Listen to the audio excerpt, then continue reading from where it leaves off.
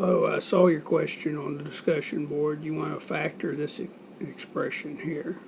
Well, first of all, I'm going to look at factoring one very similar to it. Notice it has the 6a and the y, but instead of 2x minus 3y, I just put an a. So this is a very similar problem. So if you wanted to factor this very similar problem, you'd look at the two terms. You'd see they both have an a in common. So you would factor that a and you'd be left with 6x plus y.